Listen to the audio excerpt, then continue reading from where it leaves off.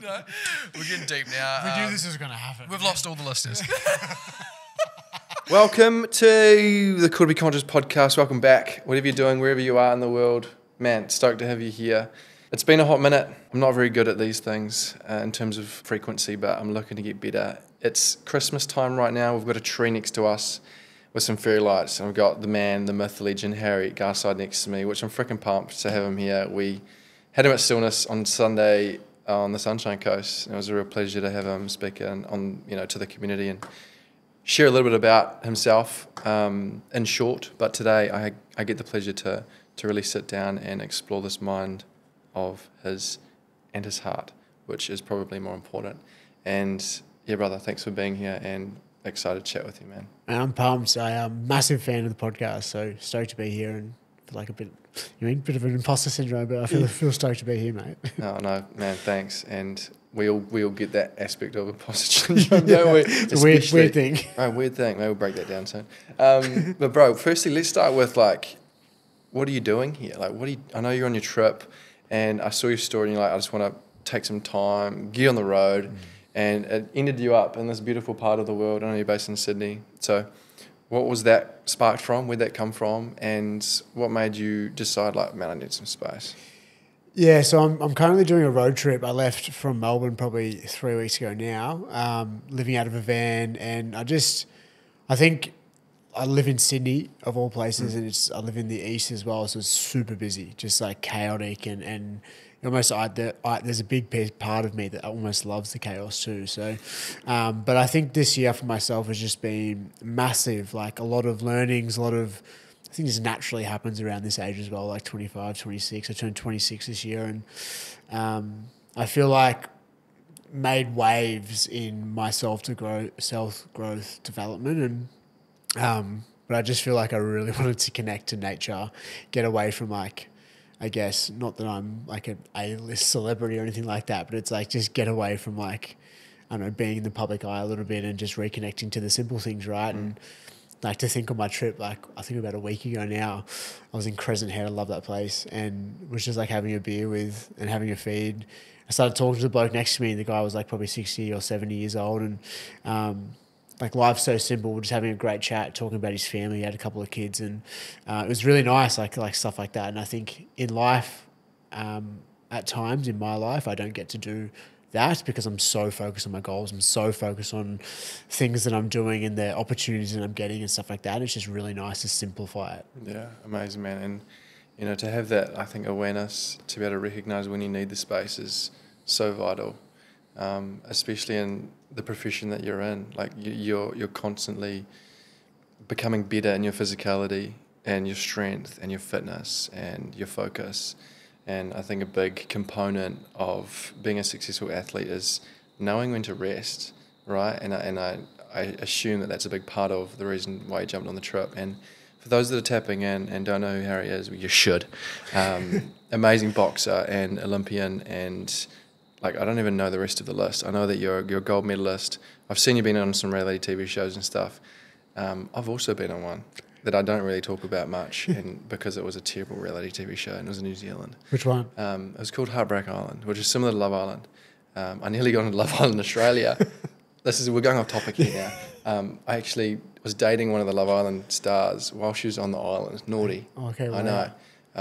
There's a lot of drama around that, but I understand you, bro. And what I can recognise is that when you're in the limelight like that, it does amplify this sense of needing to perform, not only in a social setting, but in the professional setting too, because you know that there's a lot more eyes on you, and they're analysing and criticising and trying to find something to take away from you or break you down with. And that's just the natural evolution of the ego, the mind, and I think wanting to be better and more successful in your own way, needing to take that away from someone else. I don't know if you feel that, but that's what I was feeling when I was in that limelight, and I felt suffocated in a way, and it led me to where I am now, the burnout, the deep depression, and started the awakening journey for me. But was that a big aspect of it for you, and has it been? Yeah, I definitely am finding my feet in that space. I guess for me, prior to 2021, the level of fame or public recognition was quite minimal. Yeah. I could do almost anything, and no one would chicken care. Maccas. Yeah, no one would Jokes. care. Not even my family. Like, no, my family love me. But it's I think since 2021, I guess, a lot more eyes on me, and I guess there is like a lot of benefits to it as well, like to connect with people, and you have a bit more of, not that I want influence, but you have a bit more of an influence, and you can, I guess, in my belief, I can try and leave the world in a better place than what I found it. You know what I mean? Like, I think that's a good mindset to have in your life. So there is a lot of like benefits to it, but also as well, like, just like, it's a weird thing we do as humans. We put people up on these pedestals, or like, I don't know, we think, and I'm like, I'm no different to the little boy that I was when I was 7 years old, and I'm no different to anyone else on the side of the street, right? We got like 24 hours in a day, but yeah, it's just a strange thing that we do as humans. We put people up on pedestals when it's just like, I love being part of community, and I love the one thing that I missed out on COVID the most, it sounds so silly, was just like going to a shopping centre and sitting in the food court and just watching people watching, and just being a part of this thing that we've created, right? Being a part of society. And I guess there is times, it doesn't happen very often, but there is times, I guess, when you're in the public eye a bit more, that it's like you can't do that as much, or you can't go out to the pub and have a beer and have 10 beers and get a little bit pissy. Like, you got to be really cautious about the things that you're doing. So, it's a blessing and a curse, mate. Like anything in life, there's good and bad to it. But yeah, just finding my feet and realizing, like, the reason why I think I was called to do this trip was like, I needed it just to get off grid. And 100%. yeah, but I'm also now, like, I'm coming towards the back end. I'm like, I'm pretty keen to get some structure. I'm pretty keen to, like, I love that part of me too. So I think it's just like giving yourself what you need, right? Yeah, 100%. Oh man, I totally hear. And what I noticed the most when I watched a few videos, I didn't follow the whole series of that reality TV show. And but what I noticed with you is your own self-awareness on there was as you are now. Whereas I was a completely different human on the reality TV show, and I was super insecure. I didn't know who I was. I was going on there for a different reason. I was going on there to gain the limelight, to create that image, to get that sense of validation. And I was super insecure, unable to articulate myself on camera. I was super shy, super nervous, and just looking for the next beer to numb myself down. But what I saw when you were on screen and you were communicating with these people that were in the same experience was you had this ability to plant these amazing seeds for these people that weren't as aware of you, and you were prompting these questions that were creating these, I would say, internal, introspective question marks for people, and you were sparking these amazing conversations, and they didn't know how to handle some of them, right? And they're like, "Who is this Harry guy, man? Get him off the show!" And that was incredible. And and if I had the ability to jump on a reality TV show now with this awareness, like, I feel I'd be able to create more of a positive effect on people rather than where I was at, which was like materialistic, making sure I looked good, and like focused on that. I'd focus on like what messages am I sharing, and you had that awareness and ability. And it was beautiful, like really, really awesome. And like, I guess what I'm trying to say is what I'm asking of you is that, did you go in with this like mentality of, I've got this opportunity to really create a positive impact on the show, whether I do good or not, it doesn't matter if I'm me, if I'm authentic, and that, that might spark something in people. Yeah, it's really fascinating, I guess. Like, prior to that show, like, I can't deny that there is also, as you mentioned before, like that, like an insecure person, the reason as to why you went on your TV show. That's inside me too, right?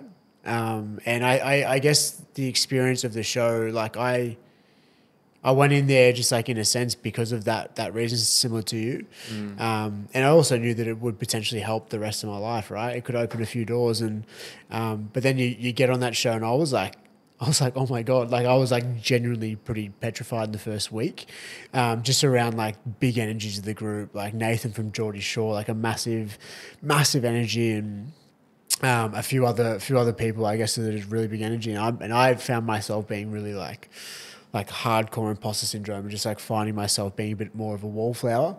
But as the time went on, right, I think your natural essence comes out and you start being yourself. And I actually feel like that TV show was almost like one of the best things that happened to me, in the sense of like, it made me a lot more comfortable in the public eye. And like I feel like this year was like by far my favorite year, but it's like the things that I've learned this year have been almost like invaluable. And it's like just realizing that I used to critique myself so much, and there is times that absolutely that still happens. I don't think that ever goes away, but it's like I used to critique myself so much. I used to think that I was just this like bad person and then I'd always try and be better and like put on this image. But it's all bullshit. This is just the stories that I was believing, but they're actually bullshit. Like I know I'm not a bad person. I know if I was walking down the street and someone needed a hand, I would always help. Like that's how I was raised. Like my parents have really good ethics and really good morals, and like you just try and be yourself. And it's like, yes, I'm flawed, and yes, I screw up, and yes, I am still always a never-ending work in progress.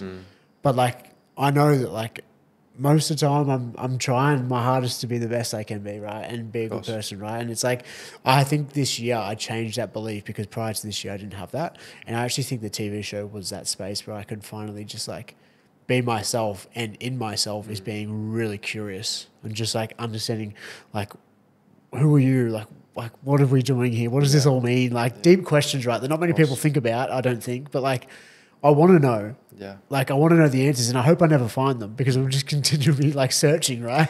But once you find them, you're like, "What? Okay, now what?" I actually asked someone this question, right? It was like, I'll put it up to my Instagram followers, and it was like, if you could find out the reason why we're here, if there was a God, like all the really deep philosophical questions, if you could find out the answers, would you? Yes or no? And 75% people said yes. Could not believe it.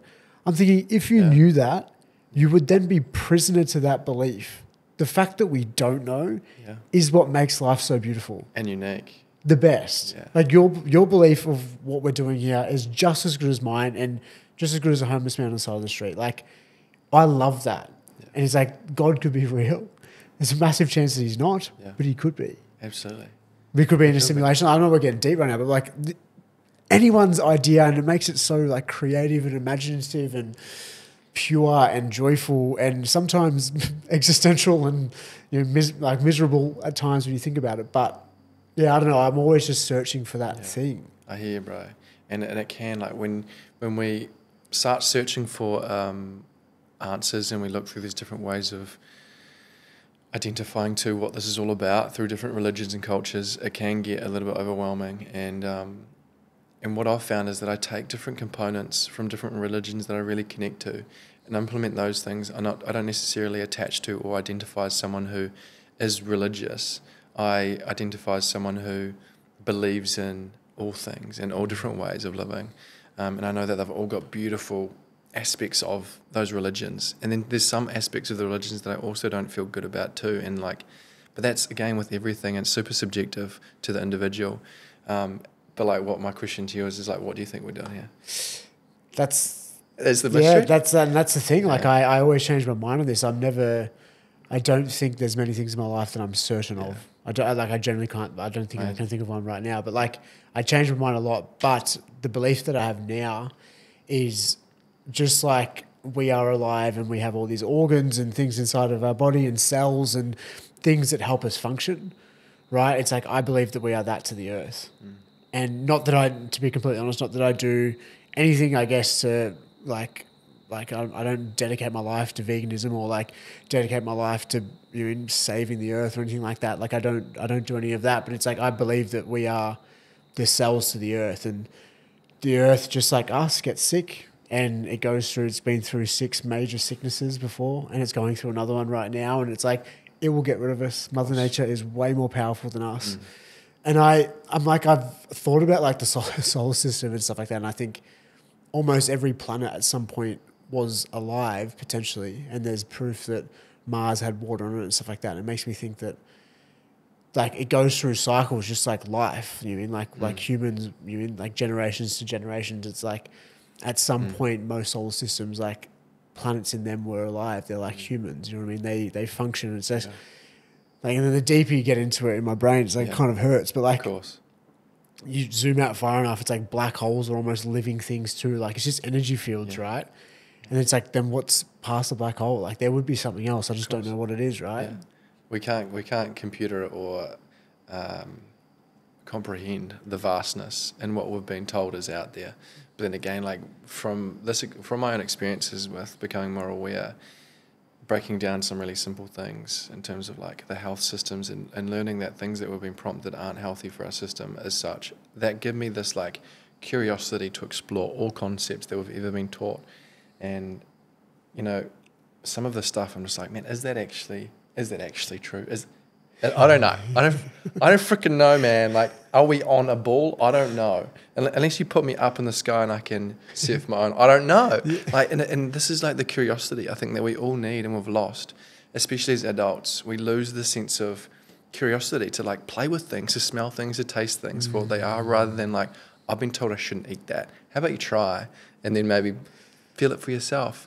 What moment for you, bro, was the moment that catalysted you into a state of awareness rather than being, I think, a victim to the object of your environment? What I mean by that is knowing that we are these structures and formations of our environment, our information, our passed down epigenetics through our parents, what they learned, what they know, generational inheritance. When was the moment for you? Because I know you spoke on your parents had like super great morals and values. Like, that's huge. And I think your parents have been a huge component for you to get to who you are now. I didn't have that. And I think a lot of people don't have that. What for you is also and was a big moment for you that you recognized that you were not a subject of your environment and you have the ability to change and adapt? Yeah, that's a great question. And I think it was like, it's almost like every level, like there wasn't one specific moment. I think, in one significant moment, it was like the Reach Foundation entering my life and I guess building emotional intelligence in me at the age of 16 onwards. What was that concept? So it's like a youth organization. They come and did a workshop in my school, and I wasn't like a bad kid, but I definitely wasn't a good kid either. Like I wasn't like the complete rat bag that was getting suspended all the time, but I just like didn't care about school. I was just wanted to be a successful boxer and was very much there just because I had to be there. Like you got me in classes I was interested in, which wasn't many. Like I'd try hard, but most classes I really didn't enjoy. And I remember one of my teachers was like, we've got this day, they're coming, it's a male workshop and they're running a female workshop too for the girls in the year level. But she's like, I really want you to go. And I was like, oh. She's like, you get a day off school and they're going to have KFC, right? Hooked you. I'm like 16 years old. I'm thinking, beautiful, perfect. Didn't have KFC that day, but the day off school was fantastic. Yeah. And I think that whole day was just like exploring like the male archetype, the male stereotype. And it's like, I guess just challenging and questioning. It's like a massive part of my story. I try and do that heaps, because it's like everything we're told is just a story, right? And it's like there is absolutely value in tradition and there's value in all these things, right? But there's also value in questioning and challenging things too. And it's like in questioning and challenging, it's like doesn't make, if something is like, not that anything's certain in this world, but if something is like strong, you can challenge it. If something is really strong and something is pure, you can challenge it as much as you want and it will stay there, right? But if something isn't, like you should be able to critique it and challenge it and you will find out what's pure and what's not pure. And I think the Reach Foundation was amazing at that. It just really allowed me the space to, one, explore myself and build emotional intelligence and awareness and then also as well, like be really curious about other humans and realize that there is so much difference between us as individuals, but also so much that overlaps, right? Our experiences are all very, very unique, but also so similar. And I'm really grateful for that organization. I think for me, that really helped me like delve into myself a lot more and I guess start that journey. But I think as well, like sport and pushing yourself and like when I was younger, all I wanted to do was like win a Victorian title and then it's like, you win the Victorian title, it's like, what's next? It's national title, and then it's like, what's next? Commonwealth title, and then Olympic title. Like, there hasn't really been a finish line, but it's like every level you just realize that like you could do anything you want to do, like anything. You can be an astronaut, 100%. like you could a space reel. And I one thing that I'm like, if I could change something in society and adults, because I truly believe every kid has this, the ability to dream and imagine and think that they could be anything, right? And it's like eventually they might fail once, society might tell them, they start critiquing themselves because of their environment, but eventually they will lose it or they won't, right? And it's like, I don't feel like I ever lost mine, which I'm so happy. But like, I feel like if I could change that, it's like for anyone in society, it's just like realizing that like Elon Musk, like a shit example, but like you're the most successful person in this, to your definition of success. Like you can do that. You can. Like nothing's stopping you. Of course. Especially if you're born in Australia, right? Like so much opportunity. We've got a beautiful opportunity to do anything. Yeah. Wild. Exactly. I love what you just spoke into, and I think a big part of that is also the parenting aspect. And I know for me, and I know for my friends, when we used to talk about doing these crazy wild things that we wanted to do as a kid, parents would always shut that down. You're dreaming, mate. You're dreaming. But we are dreaming, and we can dream, and we need to remember how to dream as adults and believe in those dreams, because that's what creates reality and becomes your reality if you hold on to and believe that dream.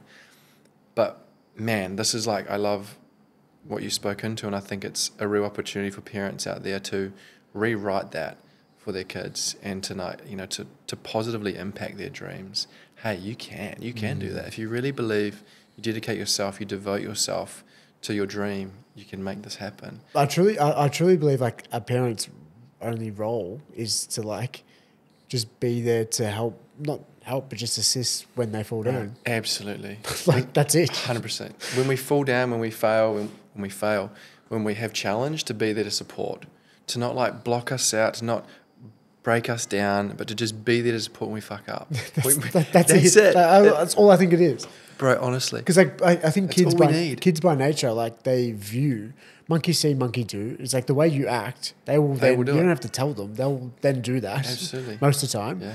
And it's like if when they fall down, because they're inevitable that they're going to fail at something or not succeed at something, and it's like just be there to help them get back up and dust themselves off and try again if you want to, or do something else. Like up to you. It's very much your choice. Absolutely, and it should be. And like as a parent, I see this a lot of the time as like, oh my God, my kids are hanging out with these idiots. And I'm like, yeah, but what do you say about those idiots? Do you tell your kids not to hang out with them? Don't hang out with that crowd. What do you think they're going to do? They're going to do exactly that. It's reverse psychology. Encourage them. Be there when they get hurt, or be there when they fuck up or have a scary experience, and be like, hey, I'm here with you. I've got you. And like, maybe these people aren't great for you, or maybe we could hang out with some different people, rather than going, don't hang out with them. They're bad people. That's naughty. Can't do that. It's like, hey, hang on. A bit of like compassion and understanding that kids need to experience, especially teenagers, need to explore, and they will, whether you like it or not. I heard this theory, and the more I think about it, I'm like, it sounds 100% real.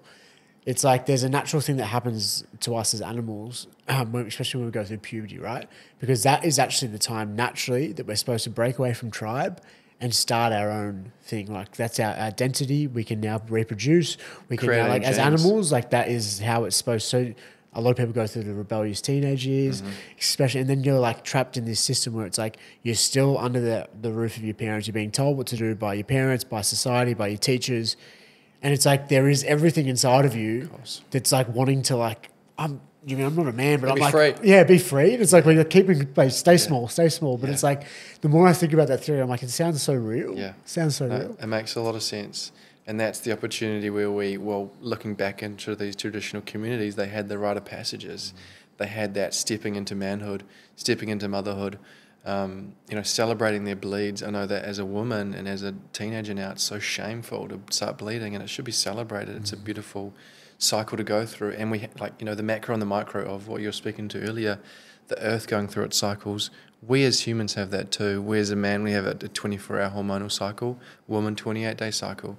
It should be celebrated, and also I think focused on a little bit more and like worked with, It's really fascinating, like as a society, the things that for some reason, I don't know if it's religion, I don't know where it's stemmed from, but there's so much that is so natural that is taboo to talk about. And it's like, it's quite frustrating. Like, can't talk about sex. There's still a lot of shame. It is changing a little bit, but there's still a lot of shame around sex. And we all know how it feels when you're watching a sex scene and your parents in the room as well. Like, everyone gets uncomfortable. Like, oh my you hold gosh. your breath. Yeah. Then you pass out. You act like you're on your phone.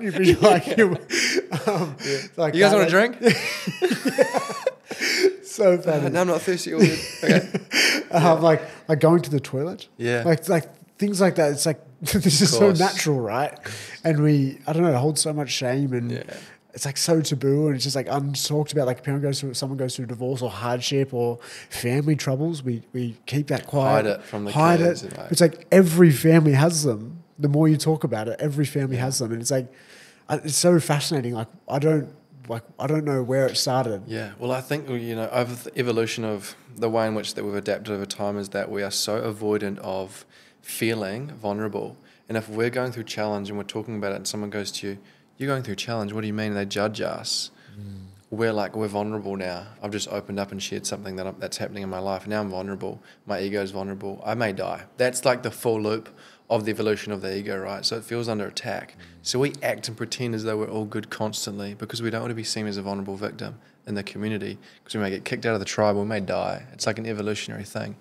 So that for me makes sense with why we are so constantly trying to be the best, trying to uplift our kids with other parents saying like, my daughter got A+, and then they're like, my daughter got A++. It's this like competitiveness because we're actually just trying to survive rather than thriving. If we were all thriving in a community or a civilization where there was no issue with power, no issue with water, no issue with electricity, I said power, but no issue with money and finances, and we all had this like abundance, we could all fuel ourselves with the most amazing foods, and there wasn't this like sense of, I think, retraction when it comes to that stuff, and we had more to give and more to share, it wouldn't be like that. And there'd be like a lot less of what we call in New Zealand, and you guys I think resonate with tall poppy syndrome, same thing. If we were all thriving, there wouldn't be that. It'd be like, you just made fucking 100, I'm using money as an example, you made 100k, amazing, instead of going like, holy shit bro, that's cool. But like inside of me I'm going, fuck him. Like, how did he get that? Like, what do I need to do to get that? So now, like, I'm mimicking and copying you in a way to get that too. It's a weird thing because when you really think about it, a massive portion of people who live in Australia and New Zealand, it's like they are safe, they are secure, they've got almost all the basic essentials that you need to survive. But it's like we feel like we're not. We feel like we're not, and it's like because I feel that too. Like I can't deny that I have all that you spoken to. You said like there is times throughout a year that I'm like fucking oath I feel like that. Absolutely, but like. It's when I really think about it, it's like I'm safe. I've got beautiful people around me. Like I want my family and friends to do well. Like I don't ever think about them doing bad. Like I never want them to do bad. If they are struggling, I try and help. Yeah, I don't know. Like, but when you really think about it, you like most of us have that. Like, why are we still living in this stage of like wanting more and like I don't know, it's so fascinating. Yeah. Well, to me, like what makes most sense is from all of the indoctrination of social media, material, movies. It's like we're given this thing to look at as the successful family. They've got the house, they've got the Merc, they've got this, and you're like, I need to get to that. And unconsciously and unknowingly, we're trying to strive for that thing. Whereas if we can recognize the beauty in having a roof over our heads, having clean water, having friends, having a couch to sit on, like there's amazingness in all of this. And for me, bro, a big, I think, aspect and component of my journey and realizing the amazingness in it all was living in a van. I lived in a van for a year in New Zealand. I did 2 years over here, broke everything down so simply. And I had the van, I had like 4 shirts, I had 2 pairs of shorts. People like my old friends and family were like, this guy's lost the plot. But it taught me so much. And then when I went to like visit my friends and family and there was a couch in the living room, I was like, no way. And I was just, there's a couch. And like, it was like I was a kid again. I was like, you mean there's a shower in here? Because I'd cold shower, I'd use the ocean to swim in and wash in. I didn't have all the luxuries, didn't have warm water. And like a warm shower, bro, was profound when I'd have one. I'm like, oh my God, it's warm. And that was like a huge reset for me. And it gave me that, I think, connection to the world that we've all lost, connection to nature. And it really, I think, trajected me in a really beautiful way of my self-evolution through that reconnection with the adversity of nature, the minimalistically of having just a van to look after and a couple of shirts and myself to look after, and not having all of the luxury and comfort that comes with where we live in. And I think everyone, if you've taken anything from this podcast today, is give yourself the ability to do what Harry's doing and go and jump in a van for a week or two and break it down, get in the sun, go for swims, simple stuff, eat good food, hang out with yourself. I don't know. It's so true. No, absolutely. I realized this. I went through like some serious hardship this year, and was like a massive portion of this year, or not a massive portion, but there was a period of time where I was like genuinely contemplating not being here, and I remember there was like that athlete mindset inside myself, like pick yourself up, mate. Let's fucking sort yourself out. And I booked a trip to the Philippines to train, because boxing has always been the thing that's taken me out of my pain, and always been the thing that's helped me, and always been the thing that loved me when no one did, including myself. And I booked this trip. I went to the Philippines, and like you're sleeping on the ground, you haven't got anything there. I was like just boxing every day, and you just get the basic foods that you need. And I was connected to the community over there. And I wrote a poem. It was just like, I can't remember off the top of my head, but it was about like the more you want, the more that you have, the more that you want. And then it's just like left you feeling like always wanting more, right? So you're never fully content. But the less you have, the less you want.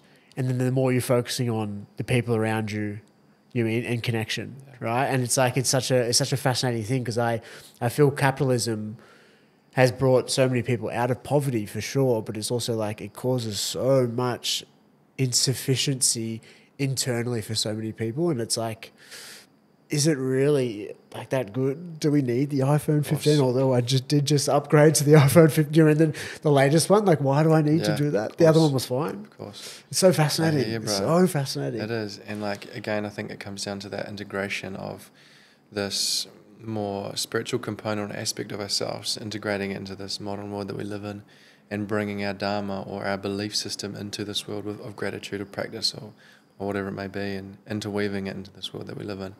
I want to go back to when you said that you've had a tough year this year, and some things come up for you and you didn't want to be here. I've been there too. I've been in that place, and it's a fucking sticky, dark place to be in. And when I was in it, the thing for me that kept me here was literally I'm just going to be transparent here. I'd have these thoughts of, when I was driving on the highway, I just thought of hooking it, power pole, easy, done. That was my way. I'd be driving, and that would cross my mind like quite often. And I was like, man, what is going on there? The reason why I didn't do it was all the time, was every single time I'd go to do it, my mum, all I'd see was my mum's face. All I'd see was my mum's face. And my mum has done fucking so much for me in this world, bro. Like, we went through some really challenging times. I had a disease. I was diagnosed with a disease in my hip when I was 3.5 years old. It cuts off the blood circulation to the hip joint, completely disintegrates. They break my femur, put a titanium plate in, hold it together for 6 to 8 years, which I had. Lots of hardship, lots of operations, lots of time in rehab, learning to walk again, first year of school was in a wheelchair, like the bullying, etc. I went through all of that hardship. It's built a lot of resilience in me, and I am grateful for all of those experiences. But the reason why I didn't take my life was because I felt as though I owed my mum a chance to like give this thing a go. And knowing that I was in so much challenge and struggle, I know on reflection how much she went through in order to help me through my struggles and challenges.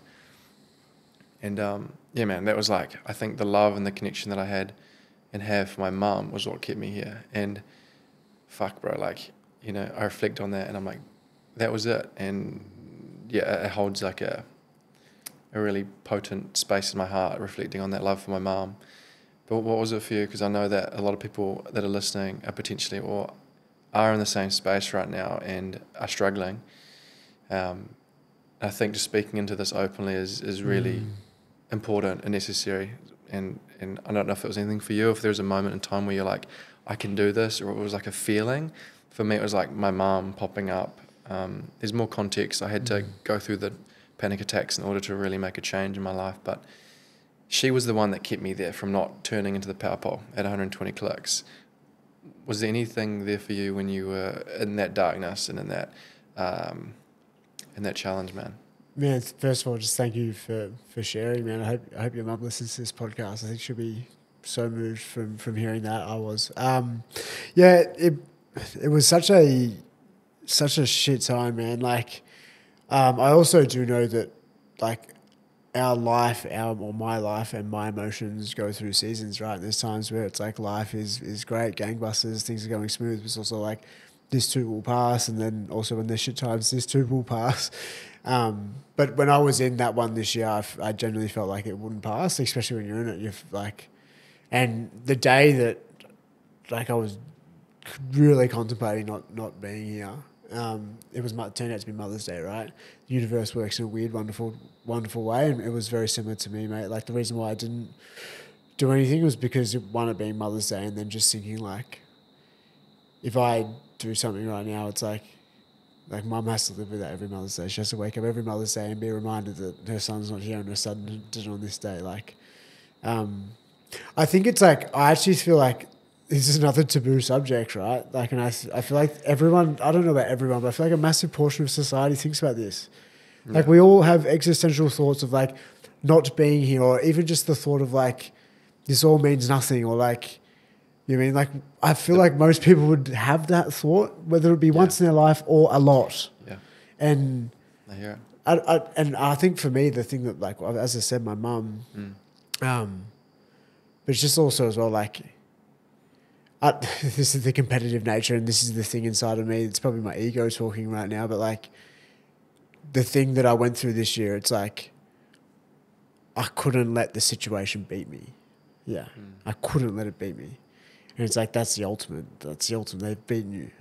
Like, and I'm a competitive beast. Like, the sport that I do, like, it's like very much that warrior. Like, you know what I mean? Like, I'll protect my own. I'm in this. Let's go. Like, I'm a competitive beast. No one will beat like this, or no one will hurt my family. No one will touch me. Of course. And I think that come over me as well in that period.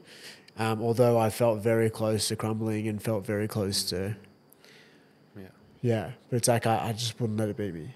Yeah. Man, incredible. And thank you for sharing it as well.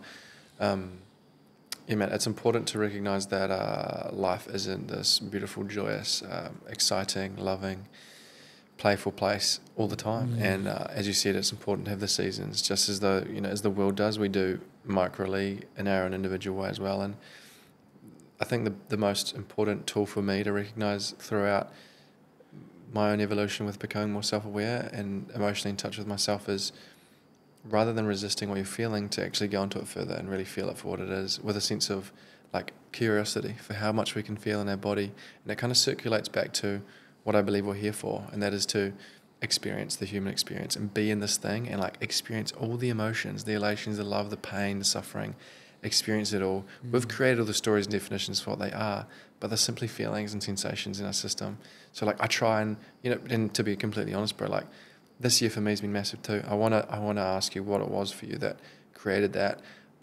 I've had a fucking challenging year too. We've separated with my business partner, part of Could Be Conscious, brother as well.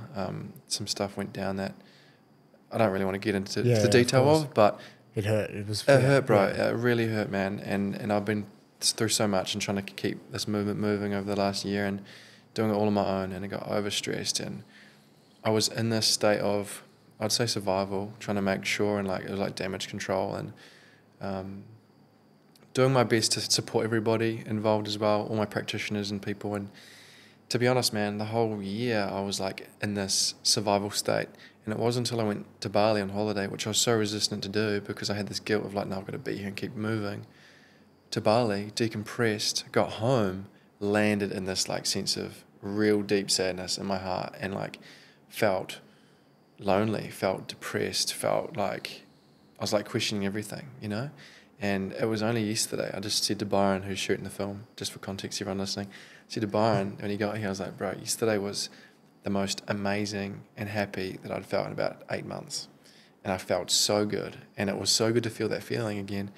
But the full circle, you know, what I'm giving here as an example is that it's not always amazing. And we too, meaning Harry and I, go through shit days as well. And it's not all about being amazing. And that's what I love about you, man, with what you share on your page as well. It's just being super transparent, open and real. And like, authenticity is so hard to find these days. And that's why people are so magnetized towards people like yourself that are authentic. And like, you're not an influencer, you are influential from your own actions, and you create that motivation in people, and they're attracted to you because of your authenticity and truth. It's a byproduct being an influencer when you're true to yourself and true to everybody. It's not something that you're like, I'm an influencer. It's like, this is a natural thing. So yeah, bro, what for you? I know I just said a lot and I kind of went on a bit of a tangent, but do you mind sharing, like, what was it in the challenges here that was like, fucking, I want to bail? Yeah, it was, so obviously being, I guess, a bit more in the public spotlight. So I come back from a TV show and I get arrested at the airport, like literally on arrival. And the accusations was domestic violence. Very heavy. Front page of the paper the next day, I'm like couldn't leave my house for 3 or 4 days. Like media was out the front the whole time. And it was probably like the day that I almost went and did something was like, like 8 or 9 days after that. Like just the whole mental, your mind's a powerful beast. And I guess going out in public and having the panic attacks too. I never experienced panic attacks prior to that period. And when people spoke about it, it was like, of course, there is like an empathetic and caring side inside myself that's like curious, but I never experienced it. So I couldn't really empathize with it deeply. And then when I experienced it, I was like, holy fuck. I get it now. Yeah, my body just like, my mind actually took control of my body and was just like feeling I was creating all these stories and it was too much and my body was reacting to the stories and it was just like so overwhelming. But yeah, like that period and just knowing as well, like the charges that I was being accused of, like I knew the situation. I know I'm not perfect, but like I know I didn't do what I was being accused of. And I knew that deep inside, but it's like also as well, like I couldn't just scream that to the rooftop. I couldn't. You mean like I almost had to have and it's the most beautiful thing, right? When I'm in it, it sucks because of course I care about what other people think about me, and of course I care about. It's a natural thing. We need that, right? Mm-hmm. But I actually think in that, it's like the biggest thing. One of the biggest things that I learned this year was like, no matter what has happened, no matter what you get accused of, no matter what people believe about you, it's like if you can look yourself in the mirror and like be proud of the man that stands in front, then like that is all that matters, right? That is all that matters. And I think I had to have my own back this year and like I wrote a poem to finish the year out a couple of weeks ago and it was like the last line was like grateful this year or something like that. And it's like the year that I finally turned boy to man and become my own mate.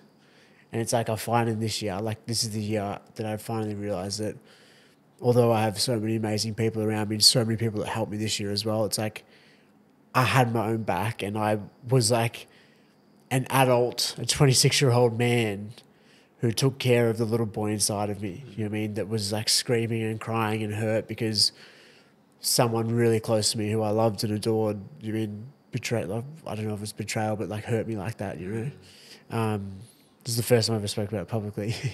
But yeah, there's still so much like hurt and suffering that I don't know if you fully get through it completely, but shit time, simple as that. But also as well, like the best year by far, because as I said, I finally turned into a man and yeah. and I understand that like there'll be a time where I'll probably go through something similar again, maybe not like, but like I'll feel like that again, right? But it's like I think every experience you pick up more tools, and then the next time like you can handle it just like that little bit better, that 1% better, or that 10% better, and I think that's all it is, right? Yeah. And it's from our own experiences, and thank you for sharing that. That's not a really small accusation. That's something really big, and you know, someone that has emotional intelligence like you do, to recognise, I think, the opposing energy that an accusation like that comes with to your heart in particular. Like, fuck, man, it's full on. And then obviously being in the public eye, it really amplifies and magnifies everything for you. So I can understand how challenging that was in a way. It was really fascinating as well. Like, I guess like my parents or like my family, they haven't built something that's in the public eye, so they haven't learned little lessons that I guess I have the fortune of learning because from being in that space, right? And it's like, I think my parents, it was really hard for them, like having to deal with going to work. Like the charges were officially dropped a month later, got off like because I had a lot of evidence to prove that it wasn't true at all. Which I'm so grateful for. But that month was really difficult. But for my parents, it was like really challenging, I think, because they would have to go to work and you create stories in your head of what people are thinking. Sometimes people are direct and they ask you, right? People have no shame with that sometimes, and they want to know the goss. They want to know what's going on. Did you really do it? And I found it really, really difficult that I felt like in that moment I had to coach or parent my parents through that, right? I had to they were like saying they want to do this, they want to do that. And I'm like we're not children. Like we're way better than that. We never lower our standards. Like I had to say stuff like this to them. I said like, Like we play chess, not checkers. You mean we are integral people. Like we don't lower our standards to play games down here with people who are trying to shop us down. Like we don't do that. Like always stay up here and try and help people up who are willing and wanting to come up. Like that's all you try and do, right? And I'm like, I found it really weird that I felt like I had to do that, but like it was so conflicting because I had that and I had to do that for my family and I had to do that for myself also. But then there was just like a little boy inside of me that was just like so hurt and like wanted to scream and like shout it from the rooftops and like cry and like be around my mum and dad and fucking bawl my eyes out. And I never once cried through that whole fucking process because I felt I had to be real fucking strong. Like, and I'm grateful I did that, right? I'm so grateful. But it's like, there was just like this little boy inside. I was like, man, like talk to me, like let me out. Like, yeah. I hear you, bro. And I love what you're talking to here. And it's like the different aspects of ourselves, and we all have that inner child that is needing attention or needing your support or your care. And like just hearing you speak, you obviously have such an amazing awareness within you to be able to recognize those parts of yourself. It's called aspecting, and it's important to know because those that are listening have these feelings that come up in the day that trigger you, make you feel uncomfortable, and you want to either scream, shout, punch someone in the face. I don't know. It could be road rage. It could be someone abusing you at the register. I don't know. But in those moments, the version of you that wants to react to this person isn't you as you are now. It's a little part of you. It's a younger version of yourself that just feels inadequate, scared, afraid, judged, or at threat. So to do what Harry just did, and he's spoken to it so beautifully, was recognize that aspect of himself, say, hey, bro, I've got you, man. I'll come back to you. But right now I need to be strong for myself and my family. That's incredible. And, like, what did you need to do when you get, because, like, the whole part of this practice is to come back to that part of you and be like, what do you need? Like, what do you need? Like, what do you need? I need to be held. I need to sit in the arms of my mum. I need a hug from my dad. I need to go and roar in the ocean. I need to hit a boxing bag. Like, you've got a great expression for that aspect of yourself. What was it that you went to, and what did you need? Was it like a big hug, or was it like to release something? Yeah, it's so fascinating because it was like a full circle moment. So like about a month after, so 2 months after the allegations, the airport situation, about 2 months later, the charges got dropped a month later. So about a month after that, I'm doing a breathwork experience, and I was microdosing mushrooms at the time as well. Just so every now and then, just sort of help me, at the time, because there was like a whole roller coaster of emotions. And I was doing this breathwork experience, as I said, was on microdosing mushrooms. And some people talk when they do breathwork experiences that they can see themselves bird's eye. It's never happened to me. And that day, of course, it happened. And I could see myself bird's eye to the mat. And I was holding, it looked like a young boy. And I guess the story in my head was that was myself. And it's like, it was like the ultimate full circle moment, because it's like that little boy for those 2 months, and still now, like that little boy is like still hurt and like wants like a little bit of like, I don't know if it's what's that word, closure, or like, like that little boy is still like hurting, right? But it's like that moment then was like the adult Harry, the 25, 26-year-old Harry is like holding you. It's like, you're safe, mate. Like, you're all good. It's fine. And you can have your moments of joy and sadness, and it's like, I've got you. Like, and it's like, not that my parents didn't have that, but it's like, have that for me, or not that I didn't feel that, but it's like, I think there was something inside of me that did feel that, right? Or else that wouldn't exist. Of course. And I think it's really nice, I guess, to feel like I've finally parented my younger self, which is, I think that's the whole journey that we're on, right? That's the journey. Yeah. Absolutely. Yeah. So I feel like for me, this year was like, everything happens for a reason, and everything is always a blessing. It's like, I'm so happy. Everything's always an opportunity, not a problem. And it's like this year, it's like I really had to show up for myself. But more importantly, I showed up for that younger boy who was like really struggling. Yeah. Wow, man, incredible. It's such an amazing story. And thanks for sharing with that. And like that opportunity to hold yourself and empower yourself to hold yourself is like such a liberating feeling. It's like, I've got you more than anyone has got you. And like creating that relationship with that aspect it's important. It's so important, because it's like we all have that inside of us, right? Yeah. And it's so fascinating. And I feel a lot more stable. Yes, absolutely. I'm super like self-aware as well, and I do absolutely have like low periods, and I have since then as well. but it's like to have your own back. And it's like, I just think like the number one and most important thing for myself has been to like just be who you say you are, you know, collect the evidence. I think prior to this year, like I would do all the things that I'm doing now. Like I'm no different now than what I was a few years ago. It's like I would do the things, but I wouldn't picture myself doing them. When I do a bad thing, I would remember that, right? And that's me. Hold on to it. That's hold on to it. But it's like I think this year as well, I've just collected the evidence that, you mean, I am a good person. I try my hardest, and the people I love and care about, absolutely, I try and be a really good person. You know what I mean? It's like, and I think I did that this year. Just collect the evidence that you are who you say you are, right? Amazing, bro. It's like remembering who you are. It's like, it's not about finding your true self. It's about remembering your true self, remembering who you are. I think as this awakening experience evolves, it's like remembering your power, remembering your ability to discern, remembering your ability to be yourself. Like that's the game. And like, the more you can be yourself, the more you become free.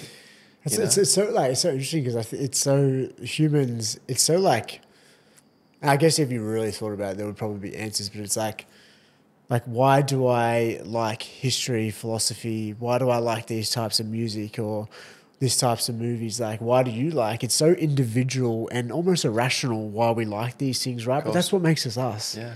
It's the best. It's the best. Like we're all so unique, and like I had this thought while I was driving this road trip. I was like, what really matters? It's like it's just understanding the stories that you believe about the world, right? Because that's how you see the world. If you believe that the world is purple, you'll see the world as purple, right? It's like that's all it is, right? And it's 100%. like your stories are different to mine, but it's like it's just for me. I've just been trying to understand like, how am I viewing this world? How am I seeing this world? And like, you mean, is it not wrong, but is it like, does that need to be looked at? Does that story need to be adapted a little bit, right? It's the awareness first that comes from those thoughts that people are lacking and need to become aware of, because, you know, as Dr. Joe Dispenza puts it something like our thoughts become our personality, and our personality becomes our personal reality. And then that's the way that we perceive the world. It's from our personality. If we're thinking, and this is what I've been in honestly all year, in the survival state of like, I can't afford this, I can't afford that.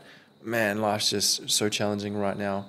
My personal reality gets really hard to be in. But if I'm feeling in this abundant state and I'm like, I've got this, everything's going to be okay, we're going to get through this week.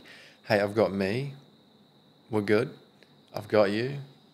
The world becomes a lot more easier to be in.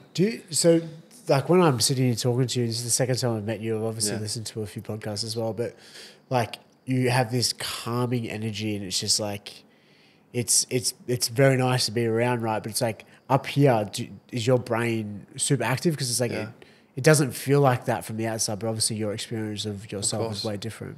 Yeah, no, I hear you. And I never used to be like this. I was so fidgety, like couldn't stop talking, couldn't stop moving. Like, if you look at me on that reality TV show, bro, you'd be like, who's that guy? This is like a byproduct of implementing all the practices that I implement, and I want to get into that in a moment with what you implement daily. But it's knowing and understanding the tools to regulate, to find stillness, to create a regulated nervous system and a resilient nervous system. But it's also trusting in myself in totality. Trusting in myself. Like, if I sat down here with you and I didn't trust in my ability to speak to you, and I was a little bit, imposter syndrome comes up. It's like, I'm not good enough to speak to Harry. If I was in my head, in my brain, I would be fidgety. I'd be a little bit nervous. But when you are in total, I think, trust in yourself and in power with yourself, it doesn't really matter. And like, I trust in what I say because I believe in what I say and I know who I am. So it creates the energy. It's like the embodiment, I think, aspect is important too. And what you said at the beginning was something around the lines of challenging truth, looking at someone in the eye, you know, and like challenging their truth and their words. When someone's actions, words, thoughts are all in alignment, it creates the embodiment feeling, the feeling of like safety, you know, and like that's taken me a lot of practice to like align those things together. Because like if I'm thinking one thing, I'm saying the other thing. My body's saying something else. You're like, I can't fucking trust this person. What do you mean? You know? But if they're all in alignment, it's what I go into deep with the practitioner training. If if my practitioner is taking someone through breath work, right, that's talking about being grounded, connected, spacious, safe, but they're like erratic, can't sit still, fidgeting, nervous system's bouncing, the people that are receiving that medicine or that practice aren't going to trust them to a degree. They're going to do the practice, they're going to breathe, but they're not going to be able to drop into this beautiful deep state that you potentially had when you could see yourself. You went into an old state of consciousness, total surrender to the experience. A lot of, well, I don't want to get into this space in particular, but what I see a lot of is the unembodiment. Those aspects haven't aligned fully for practitioners. They're like, they've found breathwork. They're like, I want to teach breathwork. They're teaching it. These people are going, but aren't having that feeling and felt sense of, I'm really safe here. My soul can really trust in this experience, and dropping into the experience in totality. They're like a little bit resistance or closed to it. I don't know if you've felt that with some practitioners. I don't know. Have you, so Yeah. I've thought about this a lot, and I have thought about this because one, this is a story that I have had to question inside myself. But it's like it feels like at times that people, and I don't know if they know this consciously, I don't think people are inherently bad people. I think they're just like caught in stories and caught in patterns and stuff like that. But it's like I think people who are trying to hide an aspect of themselves, they go to a space where it's like it will be hidden the most. So they be these gurus or like these yoga masters or these Zen masters, but then they're quite not evil, but there's like they have a demonic part to themselves, right? Yeah. And I remember I was speaking to a good friend. She's a beautiful chick from Sydney, and she was saying she worked in the reception at a yoga studio, and these like Zen masters were like, yeah, just like thank your chakras, and then they would talk to her like she's a piece of shit, and she's like, what the fuck? Like she couldn't understand that, and it's like I have felt inside myself that I tell people to be their true authentic self. And then there's times where I feel like I'm not being my true authentic self, right? It's like I have to play up to this persona that people believe about me, this weird character that they've made, you know what I mean? So it's like I've felt this story inside myself, and it's like that weird. I wonder if that happens a lot for people. What like the concept that you spoke into initially was like, that's the spiritual ego. So the ego is very clever. So like it wants to do the work, it'll do a little bit of the work, and then all of a sudden it's the master, and it wants to teach people because it's gaining the validation. And then there's levels to it. I don't know if you've watched the Bikram documentary, the guy that created Bikram yoga. Oh, actually, I've heard about this guy. Beautiful dude, amazing. Had this amazing energy to him, amazing, but was manipulating his power spiritually to get what he wanted from these women, which was sexual acts, which was sexual pleasure. So to be of service and to be a leader in a space like this takes a lot of devotion, discipline, and awareness to check in with yourself, like constantly, with your sexual energy, with your intent, with your why, with your embodiment, to see if you are able to be of service with people from a place of compassion, from a place of meeting human to human, rather than me seeing like this beautiful woman and thinking back in my mind, oh, there's something here, rather than going, this person is coming to experience breath work. I'm going to be of service for this person. And the shadow aspect of self is the scariest aspect of self because you can't see it. That's why it's called a shadow, right? So it may be playing out in the background with you unaware of what's going on. So some people, I think what you said was beautiful because a lot of people have really good intent. Most people, they're very pure, but there's aspects of them which I think you're relating to the demonic aspect or a bad spirit is like either that or it's because that's a whole nother conversation for another time maybe, but the shadow aspect too may be playing out unconsciously. So it's doing the thing, but it's also, it has an agenda attached to it or has a motive that isn't pure, that isn't like for the people or for the community that are here, it's for self. And that's like the spiritual ego point of self. Have you like, because what you've built is quite amazing, right? And it's like, I'm sure there's been times where it's like you're standing up the front and there's 100, 200, 300 people right below you, and there's a sense of like power, right? There's a sense of like you're controlling it right now. It's like I have felt that inside myself, and it's like I'm like, I wouldn't say I'm ashamed of it, but like I'm just aware of it, right? Like it's like understanding that, like, because power is a fucking wild thing, and it's like, what's that saying? It's like absolute power corrupts, something like that. And it's like it's pretty crazy. I think it takes a really special being to get to a position of power and not abuse it. There's a book that I'd love you to read by Dr. David Hawkins, and it's called Power versus Force. Power is the more positive truth aspect of being a leader, being in power. force is like the manipulative control aspect of being in power. You'd love the book. It breaks everything down really amazingly and beautifully. But 100%, that's the awareness piece, right? Like I started off with sharing breath with 5 people, and the biggest event I ran is 1,500 people. If I'm not checking in with myself a lot and seeing why I'm doing things and where I'm at, and having those reflections or moments of, why'd you do that? Where'd that come from? Of course, we can lead this thing in a really, I think, dangerous place. Because being in power and not being aware of what's going on multifacetedly with everybody receiving you, it can be dangerous. And this is when cults start. People think like, I'm the leader and you've got to follow me and this is the right way. There's no other way. This is the way. And that's, I think, what's scary with like people that are heavy believers of the Catholic Church and like, this is the way, this is Jesus, God, this is the way. And same with all the other religions that like promote this one religion. It's like super, I'd say, disclusive of all the other potentialities. Whereas, you know, I'm not shoving breathwork down everyone's throat, and it's like I guess you'd have to experience what I do in person to understand the way that I approach every event. But I'm very, rather than saying, you've got to breathe, this is your time, it's now, like this is the work. It's like, hey, no, if you want to lay here and just lay still, you can do that. You know, find your edge. If you want to breathe, we've got you. And like, we're here to experience this with you. You may not also resonate with breathwork. It may not be for you. It's not the be all and end all. It's not the magic pill. It's a tool that assisted me in my way and in my journey, in my own way. It may not work for you the way that it did for me, but give it a go. It's up to you. It's very like invitational and very like, you know what I mean? So not like, this is something, is the way. I feel like you're exactly where I think I am right now, and I haven't always been like this, but like, it's like, I don't want to tell people, and it's like weird having like, I don't know, people follow you and I don't know, like what you say and stuff like that and like be interested in what you say. But it's like, all I want is like people to take agency and autonomy over their own life. That's it.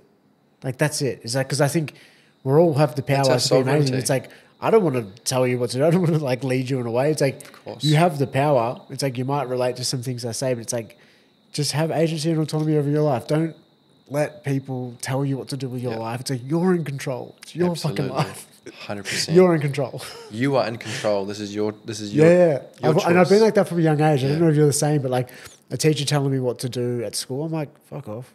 Even being the youngest child of 3 boys, like by the time it got to me, I feel like my parents gave up on parenting. They were just like, they were more my friends. Like even them trying to discipline me, I was like, well, listen. Yeah. You know what I mean? Like, not that I was a bad kid, but I was just like, I'm just going to do what I want to do. And like, it usually works out okay. Like, amazing. Not all the time, but sometimes. Of course. So just take agency and autonomy over what you're doing. Yeah. Like, that's it. And that's that sense of power versus force. That sense of power is what's been lost in a lot of people. And that's why civilization and people outside of community that have a community to stand and to share with, to open to reflect with, to grow with, are so controlled by fear. Because as soon as we're in a fear state or that frequency, we're so controllable, we lose our ability to be in control of our body because we've got cortisol and adrenaline running through our system, and then we're rational. We're buying toilet paper out of the supermarkets, and that's just an example. Fucking all the canned food. We lose our ability to be in our power and remember who we are and have control to choose and have choice. You know, I wrote a huge post on it, and it's like one of my pinned posts, and it's like, in every moment we have a choice, and it's been there since we become aware of ourselves, whether we were 6, 8, 15, 20. As soon as we become aware and conscious, we have the choice, and that's our birthright, right? But it's not until we wake up, until we recognize that we have the choice. When we're asleep, we're making all of these decisions unconsciously, and 80% of those decisions are created and motivated by an emotion. So if we're emotionally attacked, manipulated from these leaders and these fucking gurus, we're so easy to manipulate and like make them do what we want, which is like pretty profound stuff. Yeah, it's super fascinating, and I guess like that's the only thing that I want for humans. And I like, if I ever am a dad, I hope I am one day. But it's just like my kids very much just have the power. You'll be a great dad. Oh, I hope so. You'll be a great dad, Harry. Yeah, You'll be fuck up something. But yeah, like I can't wait. I mean, I find humans, especially at that young age. I tell you what, like I'd love to know your thoughts on this. But with obviously the progression of AI and technology, and it's like, do you ever feel like, maybe not in our lifetime, but do you ever feel like we become that advanced in technology that we end up stop having the animal emotions and feelings, that we're like almost like robots in a sense? Like, Yeah, well, I feel that's in a way where we are leading towards, with not only, I think, sounds boring, the doesn't it? numbness from the stress. It gives us the inability to feel and process our emotions. We've also lost the education of how to feel and process emotions. Like our whole entire practitioner training, well, not the entire practitioner training, the first 6 weeks of the training to become a breathwork practitioner, which is really the icing on the top, is about reconnecting with our body and its intelligence. It's the most intelligent piece of network on the universe, right? But we've lost connection with it. We're so reliant on these other things external to us to answer our questions. We have the answers. Just tune in and listen to your body. It fucking knows. And like, you know when you meet somebody and you feel really good and what they're saying feels really good, you're like, that's a little truth alert for you, or like a moment of like, I'm resonating with that, that feels really good. And then when someone's talking to you and they're saying something that doesn't quite resonate and like creates this feeling of discomfort, they're saying the right things and it makes you uncomfortable. You know, there's a lack of truth in that. Yeah. That's just like, this is all what we teach in a training. It's like discernment, which is an important note to make when it comes to where we're moving in civilization. We're coming into a place where I feel discernment, your ability to be aware of self, your ability to have community and people around you to support you that are self-sufficient and sustainable is going to be really necessary, because we're going into a society where they have control over everything. They can hit a switch and take things away from us. I don't know if you saw or you have seen that new movie that's out. It's like The End of the World or something, but there's a lot of hidden messaging in that that's basically warning us what's to come. Yeah. Like the Tesla car's like fucking losing control and whatever. It's funny, but like there's a lot of aspects of that movie where I'm like, this is coming. Yeah. Whether we like it or not. Yeah, absolutely. Yeah. It feels like that at times. Right, it does. But it's also like, I think about this, and I know it feels like as humans, we're like almost like partly doomsday preppers. And it's like, were humans like this 150, 200 years ago? Potentially. They might have been thinking about different things. I have no idea, but it's like, is this just part of the human experience? It's like, we think this is the worst time ever. It's the most dangerous time ever. Everything's fucked. The world's ending. But it's like, I think everyone felt like this at times. I don't know. I'd love to know like how they were thinking 300 years ago. Of course. And I'm sure there were different like, you know, I think there's context and there's also relatability in the sense of they were having the stresses. They were just different to us. Our stresses are now so different. It's like looking at a full email inbox list, or it's like someone telling you that you've been shamed online. Like, that's our stressor. When back in the day, it was like, there's a freaking lion turning up at camp. Someone shoot the thing, or someone spear it. I don't know. It's the same. It's actually the same. And the body's responding in the same way. When it comes to like doomsday prepping and stuff like that, like I went through I went down a deep rabbit hole at one point in my life, and I was literally doomsday prepping, man. And like, I was like, we need to store canned food. And it was a lot. And what I recognized was I got swallowed up in it. And we need to return back to our power, our sovereignty, and remember that if we are in that vibrational frequency, if we're holding that belief, we create that. And what I try to do these days is hold myself in a state of surrender and trust in the universe and in the world to a degree that I literally leave my keys in my truck wherever I go. I trust. I'm not putting it out there that someone's going to take my ute. I'm like, I trust the universe. And with that relationship, the universe helps me out. It's like, hey, I've got you, man. Rather than, you're afraid of this, I'm going to teach you the lesson of the power of the mind here. And I'll reiterate that. If you think of that, I'll make that happen. It's a practice though, because as soon as it slips up, you can go and cause other effects. But it's so true. Like we're very similar with some of our beliefs. Like around, like that's one of the sayings I say. It's like the universe is working for me, not against me. And it's like I truly have collected. I think it's Green Lights. Matthew McConaughey at the start of his, it's a great book. But at the start of his book, he says, "I've collected enough evidence to prove that the universe is working for me, not against me." I'm like, fuck, so have I. Yeah. I'm like, even the shittest times, like when you zoom out far enough, it's like they were like the best things ever. You know what I mean? There's like, a reason why that happened. It's like even if you did leave your keys in the car and your car gets stolen, it's like, well, it would suck at the time. But of course. Zoom out far enough, it's probably the best thing. You get a new car. Like, absolutely. I know, like, someone clearly needs it more than I do. yeah. So you zoom out far enough, it's like, it was actually turns out to be a really good thing, right? Yeah. Like, absolutely, bro. It's profound. It's a profound realization that many people on the awakening journey have, is that within every moment, within every interaction, within every person you talk to, there's an opportunity for you to learn something there and absorb something. Learn together. And we're literally teaching each other, we're like mirroring constantly. Whether that's a 3-second interaction, whether that's a relationship, whether that's the person at the counter, there's an exchange going on here that's beyond our understanding. We're gaining something. And if we can see every opportunity there as an opportunity to go, hey, what can I learn from this person? Whether it be the person in traffic that's just slamming their horn at you, what can I learn? Like, can I learn to be compassionate and say, hey, mate, yeah, you go for it. Or it's like, hey, mate, I see you really angry. Like, have an amazing rest of your day. Or like, am I going to react and go, fuck you? Like, is this an opportunity for me to soften and learn compassion here, or like learn patience? The person at the counter that's like rushing you and you're like trying to move fast, and can you like make them feel more comfortable by moving fast too, rather than standing there going, let her do all the work. Like, can I help support that? Because I know that she's really struggling, rather than going, this is your shit, mate. It's like that interconnectedness that we can all learn from, you know? It's such a fascinating thing, because I have realized that recently inside myself. It's like when someone's having a shit day, or like, and I don't know, be nice, try and put a smile on their face, like, I feel good. Like, it's for selfish reasons. It's like, even when I do an act of kindness, or like give money to charity, or like do something like that, it's absolutely helping someone, but I feel good. It's like it's always like, it makes me feel better. It's great. It's like, and it's just like, it's spreading something. This is like, absolutely, it just goes around. It's the giving. It's like, how fucking good is it? And it's the gift that will keep giving. It's like a cheat code to life. It is. Isn't it? Like, it's just like You the ultimate give cheat code. more. It's like, you feel shit, do something for someone else, you feel good. Yeah, you give and it'll come back. Yeah. Maybe not in the same form, but it'll come back in something. It'll high five you somewhere. If you could go back to any part of humans, like, could be when we're hunters and gatherers, what part would you go back to? It's a massive question. To be honest, I love the age in which we're in right now. I think it's a really exciting time to be alive and to create, I think, a really awesome impact on the globe that we're potentially on a globe. I don't know. I think it's a really awesome time in evolution right now.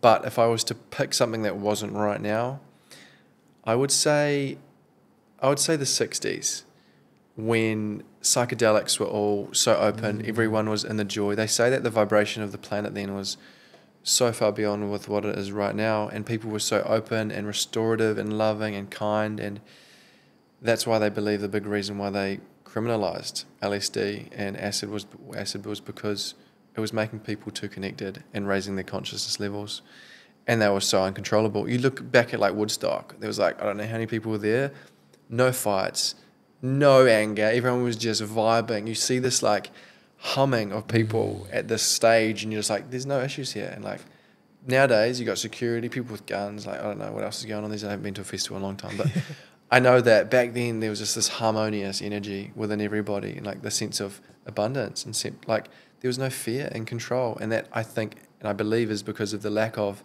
ability to pump stuff through media, the ability to video and put everything on the news channels and stuff. There was none of that. It was like you have to go down and get a paper written out if you wanted to understand what's going on.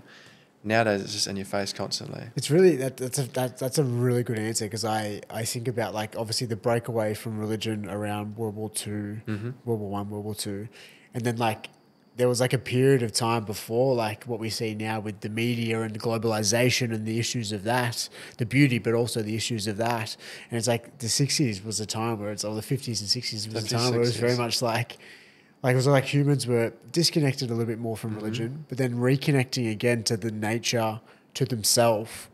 And it seemed like a beautiful time, right? It was the birth of spirituality. Spirituality, right? absolutely. No religion. Hippies Freedom. Yeah. It's freedom. That's like a big misconception with what spirituality is too. It's not like charge up your crystals, man, and like, do all this crazy stuff. It's like, it's actually freedom and self-awareness and self-ownership and understanding of who you are and what you are. And I guess it's also in a deeper sense, it's understanding that we are spiritual beings having a human experience, like the infinite possibility of a spiritual being. And like that concept is hard to swallow as well, I know. But when I hold myself to that, it gives me a feeling of safety, of calm and excitement. Knowing that I'm infinite makes me feel so much more at ease. And it's a question that I prompt to people that are stressing out. I say, hey, just for a moment, imagine that you were going to live to 800 years old. How would you feel about the circumstance right now?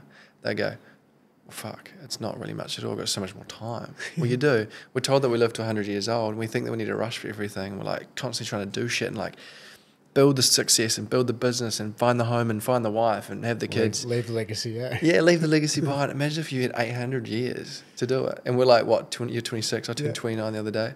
I'm like, mate, we're chilling. We're just getting started, you know? So it's like that concept that I really love to give people the perspective of, because like within the spiritual understanding is that we have these lives and then we ascend, we go to the next plane. Ramdas puts it beautifully. There's 7 planes of existence.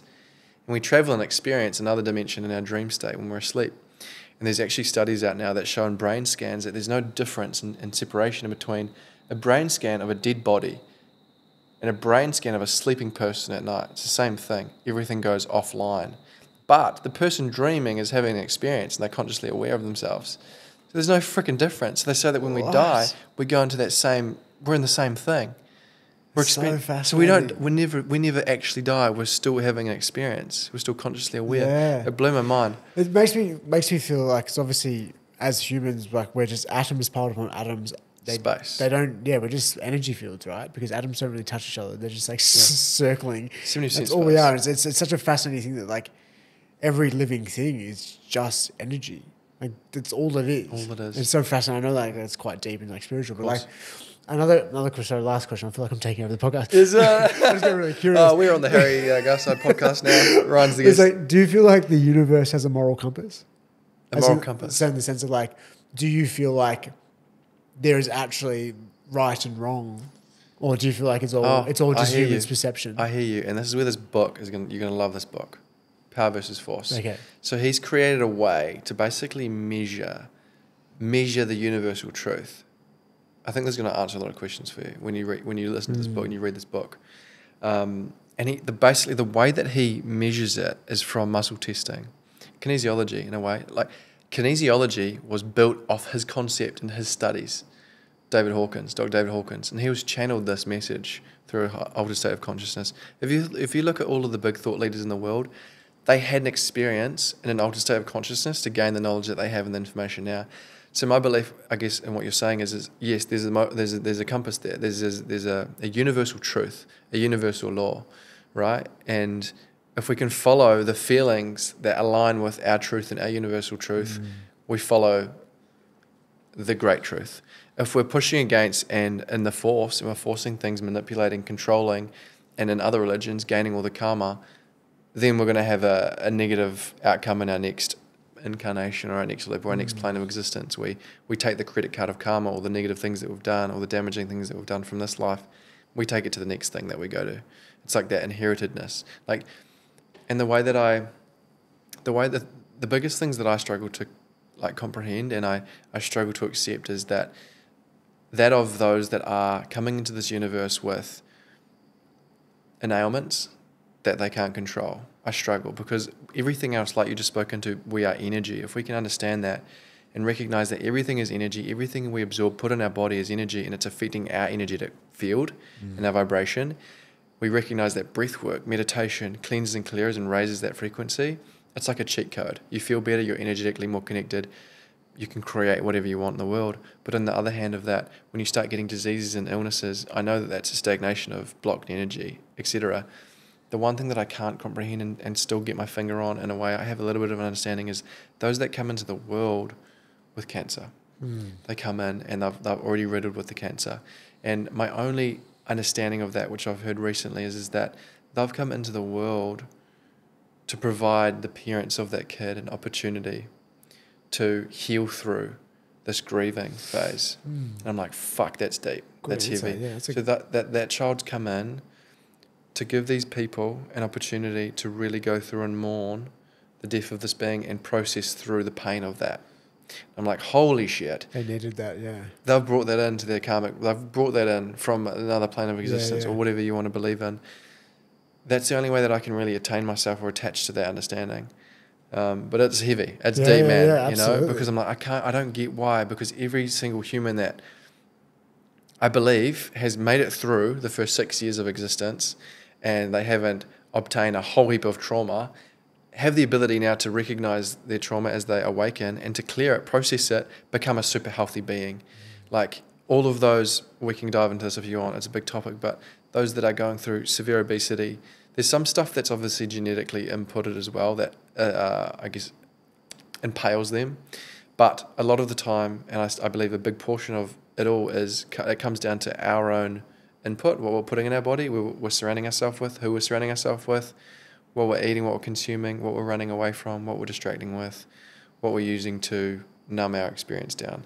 Because emotions are really heightened senses of energy. And if they get overwhelming, we use food to distract, we use alcohol to numb it. We're constantly running away from that feeling.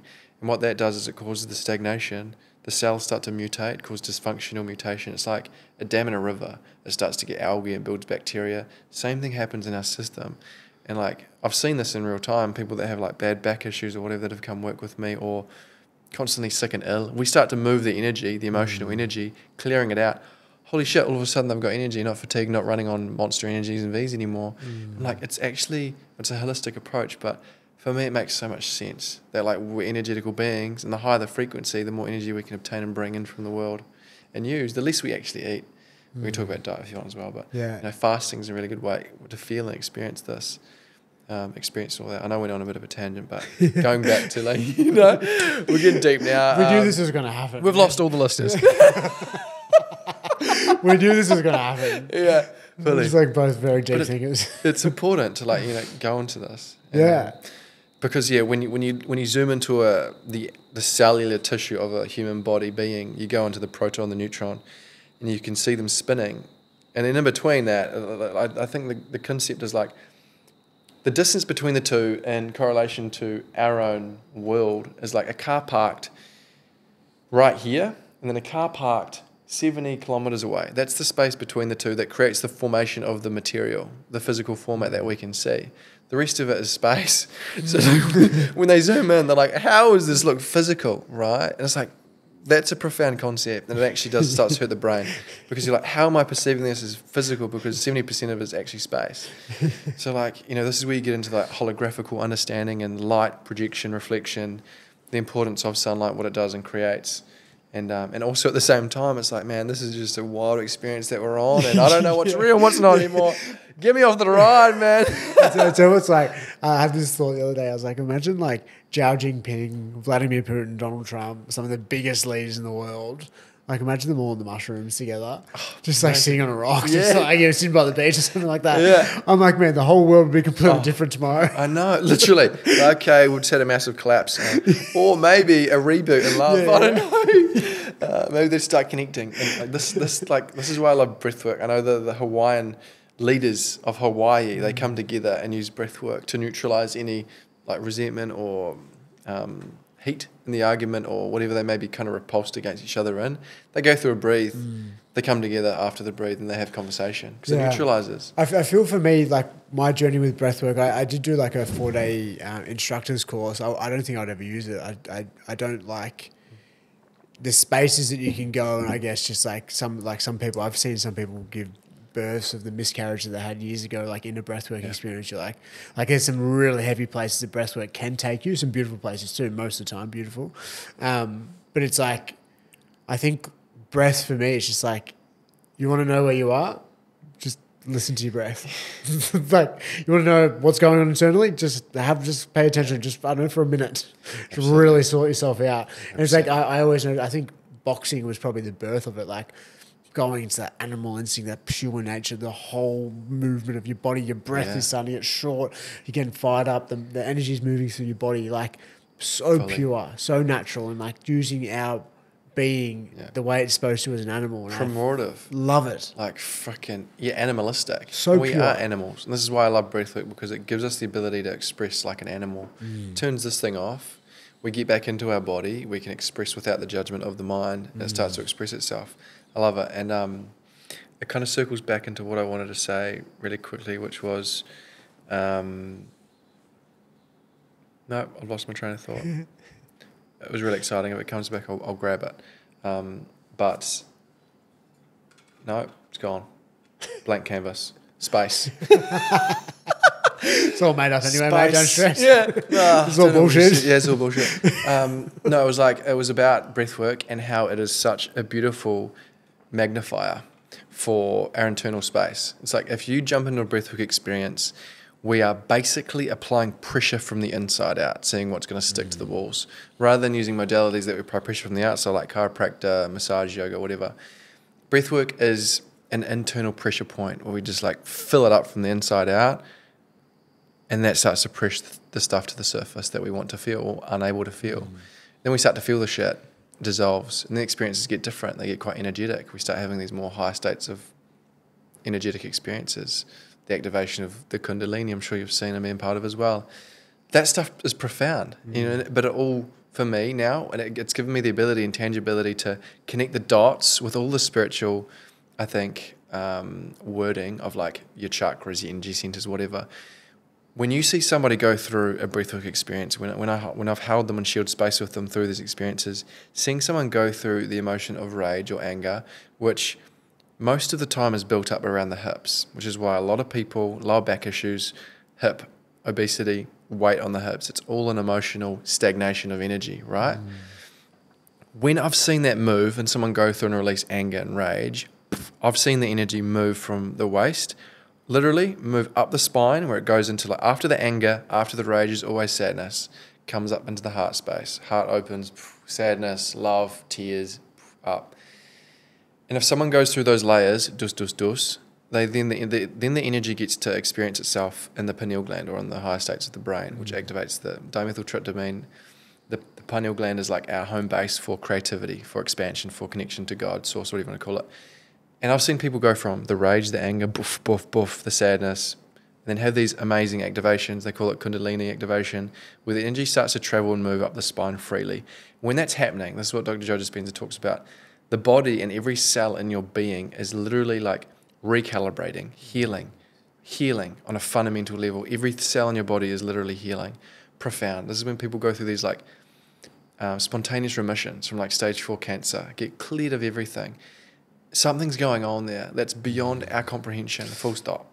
Like we're starting to read it in a tangible format of like electricity and quantum physics, and Dispenza does his best job to articulate it. But I'm like, there's still something going on that's way beyond this. So I find it really fascinating because I always think about us as animals, and it's like I question a lot of what we're told, especially in school, and it's like it's very much just like, yeah, people can study it, but it's very much like when you're talking about the history, it's just like history a lot of the time is bullshit. It's written by the winners, and it's just like it's not the full depiction of what actually happened. It's just very much a story that's passed down. But it's like, as animals, I often think like when we were like, it's very primitive, like small, like almost very animalistic, ape-like, if the theory of that is true.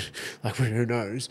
But it's like, were they just healthy? Were they healthier? Were they better? Because obviously you look at animals in the wild, mammals, the way they function, they don't look like they get sick. Of course. They don't look like they get obese. They don't look like they're greedy. Like they take what they need if they're hungry. The only animals that do are the domesticated ones, because we feed them bullshit. Yeah. Keep on all the processed foods. That's why they get sick and all the fucking tumours and shit. I see dogs walking around with all sorts of issues. I'm like, you've done that from what you feed that thing. There's lots of studies out about that, by the way. But what my belief is, you watch a dog interact, just as an example. You watch a dog interact with somebody, gets a pat, smiles, happy as.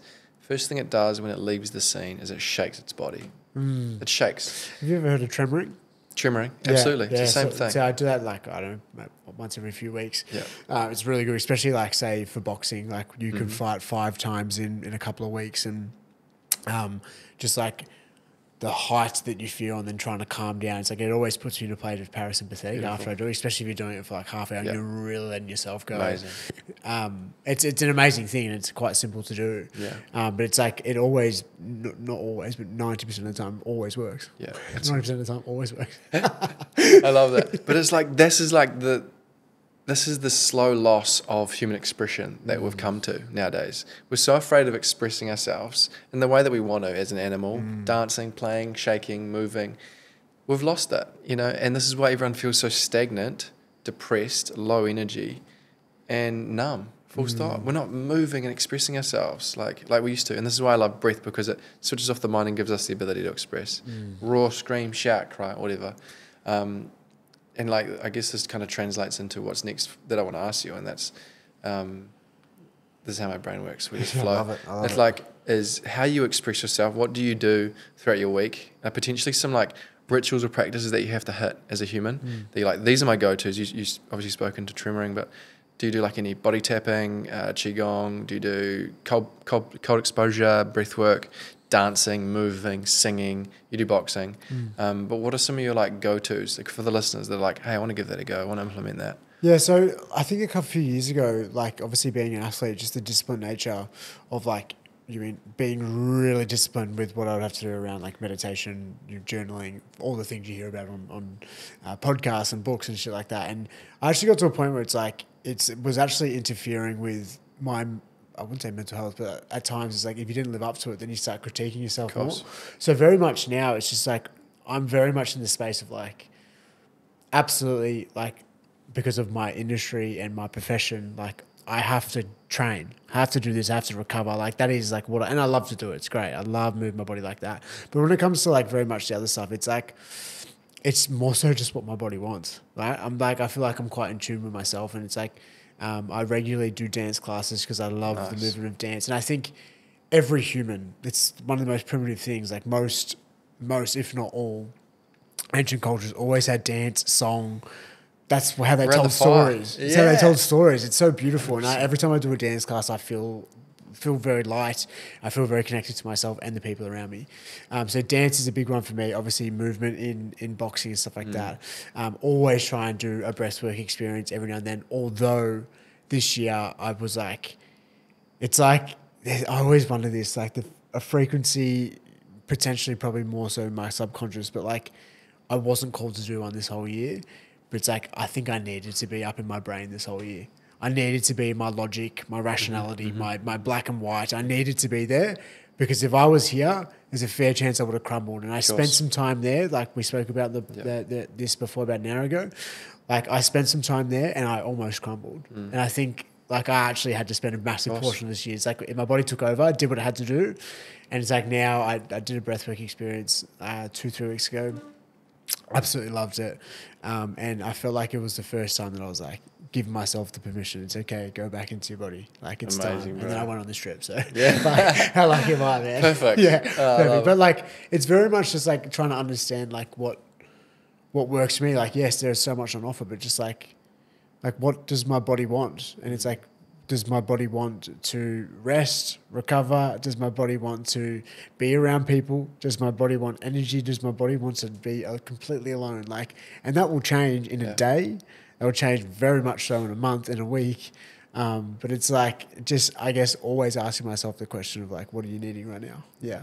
And there is times as well, like in my profession, that you can't listen to it and you have to neglect it and you have to be in the society. Body. Yeah, I'm so sorry. It's like, I've got to fucking thrash you right now for the next 10 weeks. You're going to hate me. You're going to absolutely hate me. Yeah. But like, that's just part of it, right? But it's like those times that I guess I can do it more often than not. It's like I feel like I have a good grip on it as well. And I also have a very powerful mind.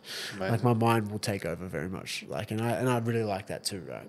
Yeah. We need it. Like we freaking need our mind. And like, you know, I guess in a lot of spiritual culture and concepts, it's like, unhook the mind, let go of the mind. I'm like, no, we fucking actually need that thing sometimes too.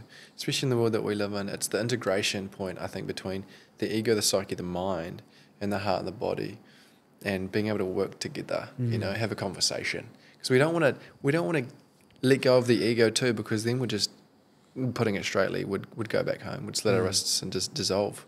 We need the ego to want to be here, to have a sense of want and drive to experience this experience. So it's like having conversations with that part of you, that ego sense of self that is going through your day. Just to give you all that are listening a really simple example of the ego, it wants to be better or be a lot worse off than someone that you're talking with or connecting with. So the ego will always try and challenge, or it'll try to one-up itself. So if Harry was to say to me, hey bro, I just went on this van trip up north, I drove like 1,500 Ks, I'm feeling a little bit tired, my ego then would be like, Oh, bro, I went last week. I drove 1,600 kilometers. So I'm fucking way knackered. You know, and you know when you're having conversations with people like that. That was me in the gym this morning. Yeah, My ego really? takes over hard in the gym and I can feel it. But I'm like, also it's the thing that made me successful as an athlete. So Yeah. like play into it, but course. also don't allow that to fuck your life up Yeah. out there and be an idiot. Absolutely. There's components when you need it. And I think like combat sports and martial arts, you need those components because then you get, otherwise you're going to get hit in the head and hurt. And that's why I love, like I watched the UFC last night. I watched when I got home. I love watching these people connect with their breath whilst in an environment when someone's trying to kill you. I'm like, that is connection. That is such amazing connection to yourself. And that's what I think inspires me to be more connected to myself, is watching people like yourself in that flow state, breathing, focusing whilst like dancing in this amazing like energy. It's really cool. So like this is like where my mind is now. It's like, and we spoke about this before we recorded the podcast, just around like life for me is very much not being like the left side of politics or the right side of politics. It's just like intertwining, and it's like not being the head or the heart. It's like actually intertwining everything, right? And there's beauty in the left side of politics. There's beauty in the right side of politics, and there's beauty in the left and right in anything. It's just trying to find what doesn't work, what works for you, and it's just so individual and intertwining them both, right? 100%. People like, I don't know, like we make assumptions, we make generalizations. I do it all the time, but it's like people hear me talk sometimes on podcasts and they think that I'm like a super left-wing person. I'm like, man, I don't think I'm left-wing at all. I'm like quite central with my beliefs. Like, real, like I listen to both. Like I find them both real fascinating. You know what I mean? And both like have positives and negatives to it. And it's just like, I think like that's all. That's where I try and live, right? Nice. Between the ego space and the rock hard mental fortitude of being a high performing athlete, but then also like this super compassionate and like caring and I don't know, in touch with my body and in touch with other people, in touch with nature. Like playing between the two, and I really like it. It's incredible, bro. And I think that's why you inspire so many. And myself, it's like such a practice to be in that balance. And there's not many people that can be. And I think that's why I believe so many people look up to you in the essence of your ability to express yourself, to be in your feminine energy, which is your dancing, which is your play, which is being open, receptive, and vulnerable, but also being in your masculine and like fucking being driven and being powerful and like boxing and having goals and aspirations and like that is the dance right there, man. And so often we forget that we have these other aspects of ourselves that we need to express. And that's what I teach and share at our events, is that exploring these four corners of self, which is the dark and light masculine, what we talked about earlier, being able to have play and fun in all of those without the sense of judgment for yourself to be able to explore them. That's a part of us. It's just also realizing that I think for myself, like just like understanding that even though absolutely there's like this beautiful side to me and like super caring and I love the people around me. And then also as well, there's like dark sides of me that are, I don't know, I'm trying to sort of reflect on and get better at. It's like they can coexist inside of me and that doesn't actually impact me as a person, right? And it's like everyone has that. And I have a dark side to me that absolutely I'm like, I will keep that a little bit more quiet. I won't show as many people that and I'm kind of shameful of that. And like, absolutely there's like so many beautiful sides to me and also so many negative sides to me that I'm trying to reflect on and grow and get better. But it's like, they coexist in my body and that's fine. Yeah. 100%. Like, I'm still not a bad person and I know that. 100%. Yeah, It and I doesn't think, define you. Yeah, I feel like people like, I don't know, like, and I probably do this a lot too, but it's like we criticize people based on actions and it's just like, I truly believe every human is inherently good, born good, and then life impacts them and they're operating from that, you mean trauma, that position, you know what I mean? It's like... It's adaptation. Even like, I always think like psychopaths, like, yes, they're born like that, but that also, was that just formed in that 7 years of time where like something happened in that period and it's just like the way that young kid reacted, it's like that's the only way they had to survive. They had to sort of become a psychopath, right? Yeah. Like 100%. I always think that, like, I'm not sure. Yeah, no, I have very similar thought processes, especially like around the likes of like Adolf Hitler. He was fucking born a pure being. He wasn't born. So true. Like, you know, he wasn't born like that, you know, and we like throw so much hate on him, but what if like he was actually doing his best to survive in his own circumstances, and what if he had a really challenging upbringing and he was abused and he was just doing what he thought he had to do, you know, and that was his programming, that was his indoctrination onto him. So it's like, it's wild, man. Tell it's a weird thought. Like, if you zoom out far enough in the history of time, Like, people almost idolize Genghis Khan. He was worse than Hitler. Yeah, right. Potentially. Like, you could argue that case. Of course. It's like, it's almost like if you zoom out far enough in our history, people will idolize Hitler. Potentially. Yeah, how weird's that? It's a strange thought that, like, some people in our society idolize Genghis Khan. It's like this conqueror, it's like we sort of talk about him like he's a almost like, man, that guy fucking raped and pillaged and was like the evil. leader of a cult. Yeah, like really evil at times. Like, it's a weird thought. It's wild. But another thing is like that a lot of it, and a lot of those people that are out there in these ways that are operating, doing things not similar to Hitler. I can't kind of. There's nothing really going on these days. All there is war, etc. But there's a lot of those people that are in those environments that are doing things that people don't see the destruction in it. They're so caught up in it, they don't actually understand what's going on or what they're a part of. And they're delusional. They're almost asleep to it. They're in the program, and that's a scary concept too. And like, I don't know how deep you've gone down the rabbit hole. I don't know if I should actually talk about it on the podcast. It's not a fun, we can talk about it after. We can talk about it later, it's not a cool thing to talk about on the podcast. Yeah, it's definitely like, it's a weird concept. There's stuff out there, man, that's happening that I now know of that it really blows my mind in our ability as a society to ignore and be ignorant to what's happening. And we just play it off as if nothing's happening, and we focus on all of these other things that are happening in the world, which I believe are happening on a broad spectrum that are distracting the collective from awakening and returning to homeostasis and love, that are keeping us in the fear. I'm going to get a little bit political here, but a lot of what I've witnessed and watched in the world over the past 5 years even is that we're getting into this beautiful harmony, which I believe we're in right now in the world. We've moved through all of the fucking trauma and stress that happened with COVID. We're feeling good now. The collective's coming back to a really beautiful place. And then they're going to throw something on us again, just to lower us down again. I don't know what it is. The stuff in Hawaii happened recently. But they're using these as mechanisms to keep us in a more contracted state, not open and trust of the universe, and more of a like, what's going to happen? And then our practice as an awakened being is to stay in that frequency of trust. Because what the hard truth that I've had to swallow, pill to swallow, is that the more beauty that's happening and the more beauty that we see in the world with things is like what we're doing right here, right now, and Call to Be Conscious and other beautiful movements that are doing amazing things. We have to recognize that the balance in the universe has to be balanced. Yeah. There's more darkness going on. There's more other shit going down. I always think that, like, you actually can't just have like this super blissful, like, and solve every single problem and the world be perfect. Like, I'm a firm believer that you actually need the bad in order to have the good. It's like, just, like, that's just how it works, right? The whole yin yang principle. It's like, I truly believe that. It's like, that's just how it is. Like, we have light and dark, and just kind of works. And it is. Yeah. It just is. It's like, it's not like it is this. It just is. It just is existing. Yeah. You know, it is what it is. It's also it's like also very much a made up concept of humans, right?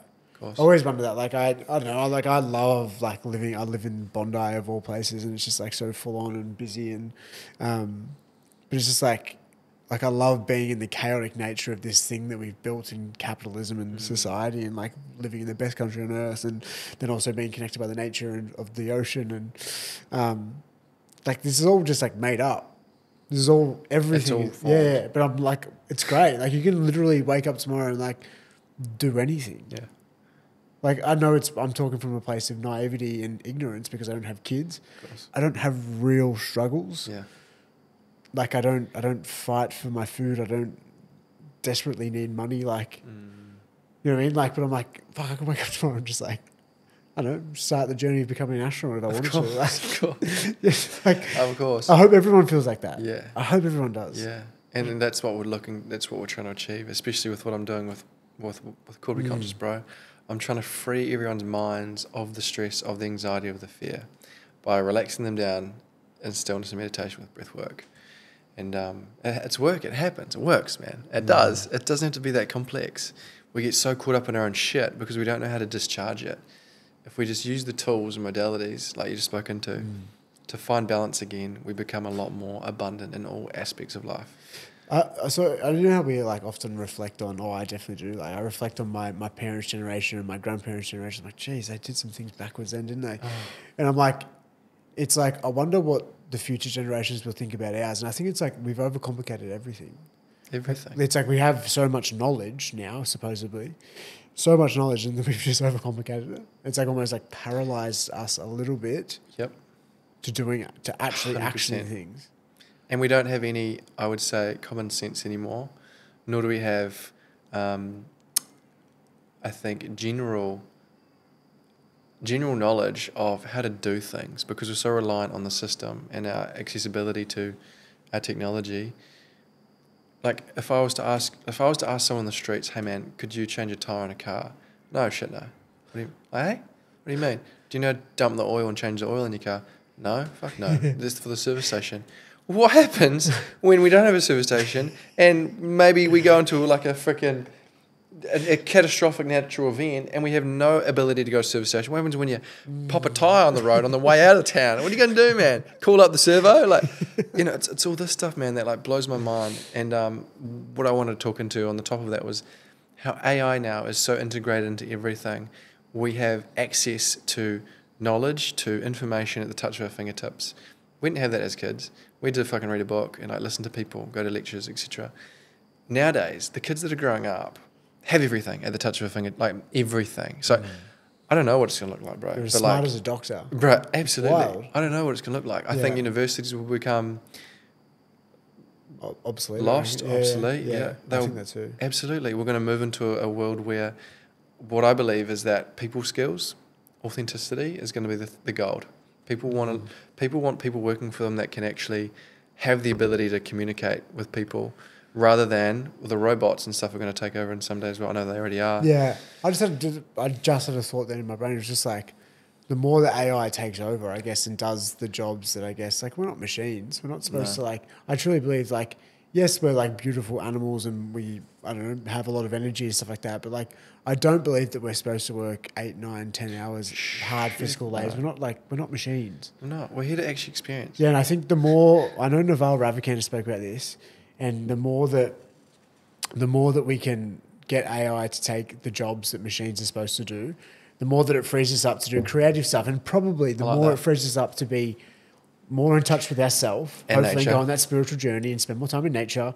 That's what I hope. It obviously doesn't feel like that now, but I do hope that in you fast forward 100 years. Like, I love that concept and that angle. I haven't actually thought about it that way, but yeah, absolutely. The more that we can get them to do that stuff, we can actually come back to what we're here to do, which is experience community, which is go on walks, which is go on hikes, which is to explore self and art and creativity and dance and movement and I truly think that's a human experience. Like as cavemen, all we would have done was look up at the stars and dance around and find food, and that's it was so simple. That's it. Like so simple. It's like now we have to like work and pay taxes and you know what I mean, like all sorts. Get loans off the bank. So you know what I mean, like all this stuff. It's like it's so strange. It's so strange what we've built. I know, bro, and that's all been created and formed. I know, it's a crazy concept. I'm conscious of our time, bro, because I know that you got to hit the road soon, and I can't believe we've been talking for an hour 47. Man, that's we wild, got into some like I feel like we just said. I wonder if people, like we talked about some deep stuff. Some people are like, what the fuck? These guys have got some fucked up brains. No, I think they love it, and you know, my audience they're so open to this stuff too. So I think they're going, oh man, this Harry Jazzy guy, this Harry Garside. Harry Garside. Harry Jazzy? People call me Jazzy is? No, people call me Gary Harside. Oh, yeah? Fuck yeah. On you guys, real creative. Harry Jazzy, he was off the same show that I went on. And he ended up doing Too Hot to Handle, and he's a big influencer. He's an action influencer over in America now. That's why he popped up when I said Harry. But no, I think they're like, this guy's tapped in, and like, I really appreciate and respect his perspectives, and I feel inspired. I feel motivated, and that's what doing this is literally all about. It's about giving people the ability to listen to us and just confirm with themselves that they're not losing their minds. And other people do think like this and have perspectives like this. It's a reassurance thing. It's a reassurance mechanism, you know? Yeah, I literally just like, I'm never certain about anything that I believe. And I will change my beliefs all the time, but I'll always explore. And I hate that there's times where I try and censor myself on things in public, but it's just like, if you can't talk about something, I reckon it's bullshit. Absolutely. Well, it's not authentic. It's not authentic. I feel like holding it's back. Yeah, I don't know. I just feel you should always be able to explore something and have like a real genuine, as long as your heart's in the right place, which I believe both of like most of the time is. And it's like, I don't know. I love what you just said into with your ability to actually change your opinion and your thought processes. That's like the self-humility that is so important. And me, myself as well, as a leader, like I can recognize where I'm missing the mark and I'm not doing enough and I fucked up, or like I didn't say the right thing, and I'm like, self-humility. I'm not perfect either, and I love that about you, man. It's like, hey, I'm not perfect. I'm doing my best. I'm fucking whatever. Imagine a politician. Sorry, we'll end this after. Sorry, like, love talking to you, bro. Obviously, but like, imagine a politician just like fucking up and then going, "I'm so sorry. I thought that was going to work. Like, but I screwed up." Instead of going, "It's your fault." Like, come on. Yeah. Mate. Well, is it mRNA that are now getting sued now, like really? Massively? Yeah. Wow. And they're going, we fucked up. Owning it. Love that. It's huge, massive. Of course, but imagine if they, at the beginning they were like, no, this is going to heal everybody and it's going to fix it. I was like, okay, see how long that lasts. But like, it's cool that they're owning it, and that's like that self-humility piece. And the humanness that we're in is like, we're all doing our freaking best. Yeah. Full stop. I truly believe that every human is like inherently good. They're just like a little bit messed up along the way, but they will find their feet, if providing they want to, right? Providing they want to. Yeah. Some people just keep their head in the sand and they live their lives out like that, and that's okay. That's okay too. Yeah, I almost feel they like get fucked every now and again. But someone that comes and finds their head in the sand and their ass up in the air. But hey, that's their choice. What a way to end. Yeah, that's their choice, bro. Oh man, where can everyone find you, bro? Instagram Harry_Garside. I post some of my thoughts, not all the time, but sometimes. I do keep a lot of my thoughts internal. They're pretty messed up. Some of them come out though, and they make great content. Yeah, I love it, and you guys will love it too.